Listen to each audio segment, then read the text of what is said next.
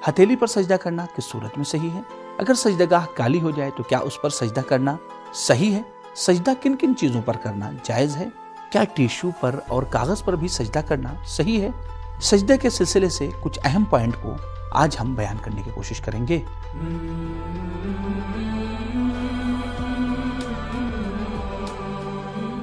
बिस्मिल्लाहिर्रहमानिर्रहीम। एक ऐसा अमल कि जिसे एक मोमिन इंसान एक दिन में 34 बार ज़रूर अंजाम देता है, वो है सजदा। मौला कायनात हज़रत अमीरुल मोमिनीन अलैहिस्सलातु वस्सलाम इरशाद फरमाते हैं कि कुनूत और सजदे को तुलानी करना, यानी सजदे में ज़्यादा देर तक रहना, जहन्नम की आग से निजात का ज़रिया है। लेकिन सवाल यह होता है कि सजदा किन किन चीज़ों पर करना सही है और किन चीज़ों पर सजदा करना सही नहीं है। आज इस वीडियो में हम प्रैक्टिकल तरीके से इन्हीं चीज़ों के बारे में गुफ्तगू करेंगे। तो आएं चले देखते हैं। सबसे पहला पॉइंट यह है कि जिस चीज़ पर हम सजदा कर रहे हैं उनकी शराइत क्या है। तो देखें, जिस चीज़ पर हम सजदा कर रहे हैं ज़रूरी है कि वो चीज़ पाक हो और एहतियात वाजिब के बिना के ऊपर वो चीज़ ग़स्बी ना हो। दूसरा एक बहुत ही अहम पॉइंट है कि जिसे हम बेहतर तरीके से स्क्रीन पर समझते हैं। सजदा ऐसी चीज़ पर सही है कि जिस पर पेशानी टिक सके। जैसा कि इस वीडियो में आप देख रहे हैं कि सजदा किस चीज़ पर किया जा रहा है, सजदगाह पर कि जिस पर पेशानी टिक सकती है।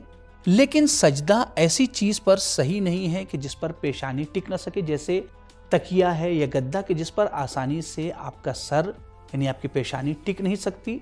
जैसा कि इस वीडियो में आप देख रहे हैं, यहाँ पर सजदा करना सही नहीं है।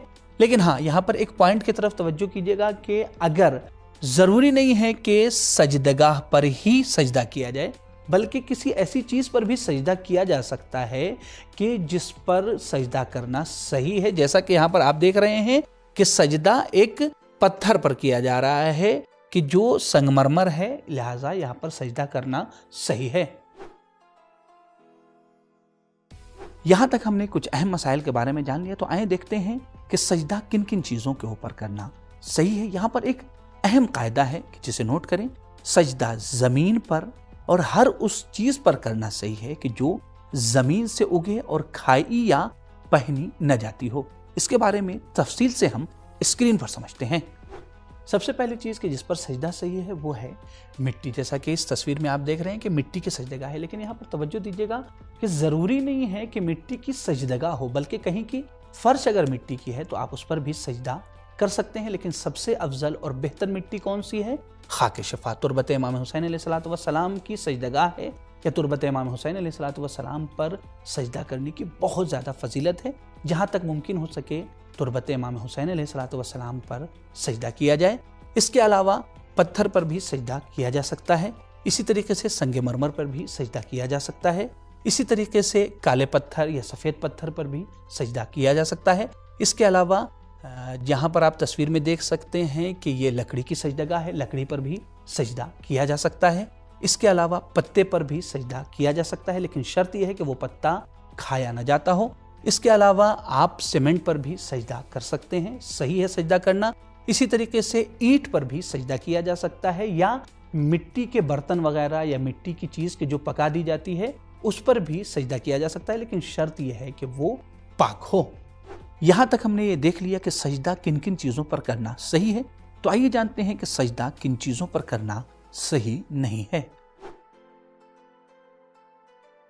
देखें, ऐसी चीज़ कि जो खाई जाती है या पहनी जाती है उन पर सजदा करना सही नहीं है, जैसे कालीन या कपड़ा वगैरह, इनके ऊपर सजदा अख्तियारी हालत में सही नहीं है। इसी तरीके से वो चीज़ की जो ज़मीन में शुमार नहीं की जाती, जैसे सोना, चांदी, लोहा, प्लास्टिक, ये चीज़ें ऐसी हैं कि जिनके ऊपर सजदा करना सही नहीं है। इसी तरीके से टाइल्स पर भी सजदा करना सही नहीं है, और कागज़ और टिश्यू पर भी सजदा करना उस वक्त तक सही नहीं है कि जब तक कि आपको ये यकीन ना हो जाए कि ये कागज़ और ये टिश्यू पेपर ऐसी चीज़ से बना है कि जिसके ऊपर सजदा करना सही है। मसलन भूसे से या लकड़ी से बना है तो ऐसी सूरत में सजदा जायज़ होगा, वरना जायज़ नहीं है।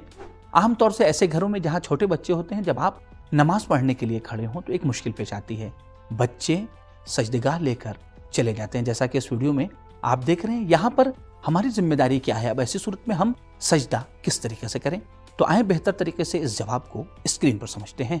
आयतुल्लाह सिस्तानी हफ़िज़हुल्लाह फरमाते हैं कि नमाज का वक्त कम हो या ज़्यादा, اگر کبھی ایسی صورتحال پیش آ جائے جیسا کہ اس ویڈیو میں آپ دیکھ سکتے ہیں کہ محمد بھائی ہمارے نماز پڑھ رہے ہیں، بچہ سجدگاہ لے کر چلا گیا، یہاں پر کیا کیا جائے؟ تو پہلی صورت یہ ہے کہ اگر آپ کے لیے آس پاس سے سجدگاہ اٹھانا یا ایسی چیز اٹھانا ممکن ہو کہ جس پر سجدہ کرنا صحیح ہے، چند شرطوں کے ساتھ۔ پہلی شرط یہ ہے کہ قبلے سے منحرف نہ ہو، نماز کی شکل ختم نہ ہو، جیسا کہ اس ویڈیو میں آپ دیکھ رہے ہیں کہ محمد بھائی ایک قدم ہٹ کر سجدگاہ اٹھا رہے ہیں۔ تیسری شرط یہ ہے کہ جب آپ سجدگاہ اٹھا رہے ہیں اور چل رہے ہیں 2-3 قدم، ایک قدم، اس وقت آپ کو کوئی ذکر یا سورہ نہیں پڑھنا ہے، ٹھیک ہے؟ یہ عمل ہم انجام دیں گے، اٹھا لیں گے، آپ کی نماز صحیح ہو جائے گی۔ دوسری صورت یہ ہے کہ آپ کے لیے سجدگاہ آس پاس سے اٹھانا ممکن نہیں ہے، تو ایسی صورت میں کیا کریں گے؟ یہاں پر ایت اللہ سستانی حفظہ اللہ فرماتے ہیں کہ آپ اپنے کپڑے پر ہی سجدہ کر لیں، آپ کا سجدہ صحیح ہو جائے گا۔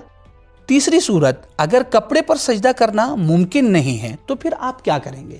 اگر کپڑے پر سجدہ کرنا ممکن نہیں ہے تو ایت اللہ سستانی حفظہ اللہ فرماتے ہیں کہ ہر اس چیز پر کہ جس پر عام حالت میں سجدہ کرنا صحیح نہیں ہے، آپ اس صورت میں سجدہ کر سکتے ہیں۔ مثلا قالین پر سجدہ کر لیں، جانماز پر سجدہ کر لیں، آپ کی نماز صحیح ہے۔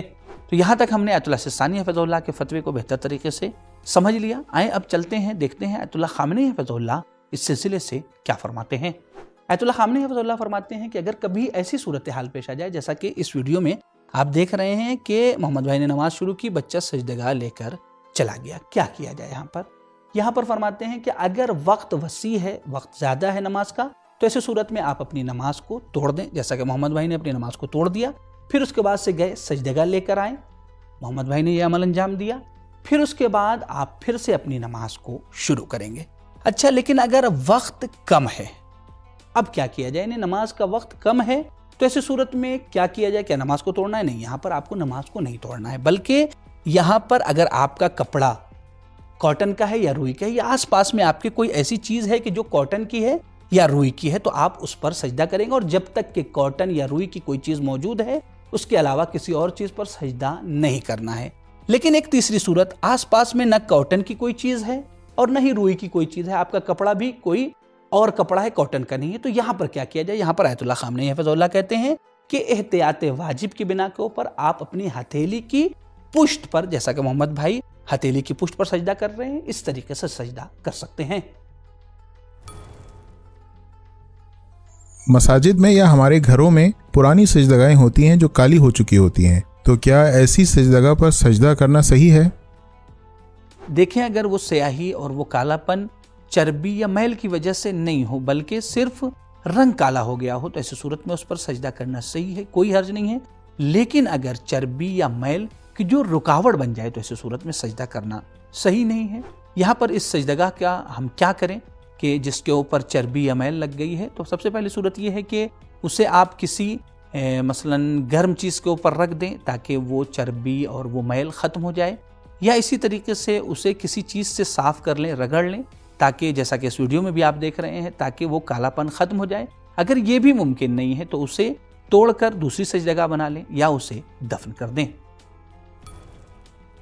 میرا سوال یہ ہے کہ اگر سجدگاہ پر کچھ لکھا ہوا ہو تو کیا اس پر سجدہ کرنا صحیح ہے؟ وہ سجدگاہ کے جس کے اوپر کچھ لکھا ہوا ہے، جیسے یا اللہ یا محمد یا اسماء متبرکہ لکھے ہوتے ہیں، ان پر سجدہ کرنے میں کوئی حرج نہیں ہے، سجدہ کیا جا سکتا ہے، لیکن ہاں بہتر ہے کہ اس سائڈ سجدہ کیا جائے کہ جس کے اوپر کچھ نہ لکھا ہو۔ تو مومنین کرام، امید کرتے ہیں کہ یہ ویڈیو آپ کے لیے مفید ثابت ہو، آپ کو پسند آئی ہوگی۔ دیگر مومنین کے ساتھ اسے شیئر کریں۔ اگر آپ نے ابھی تک ہمارے چینل کو سبسکرائب نہیں کیا ہے تو ضرور سبسکرائب کریں۔ دیگر مومنین کو بھی دعوت دیں کہ ہمارے چینلز کو سبسکرائب کریں تاکہ پیغام محمد و آل محمد زیادہ سے زیادہ عام ہو سکے۔ تو انشاءاللہ پھر سے حاضر ہوں گے ایک نئے موضوع کے ساتھ۔ خدا حافظ، فی امان اللہ۔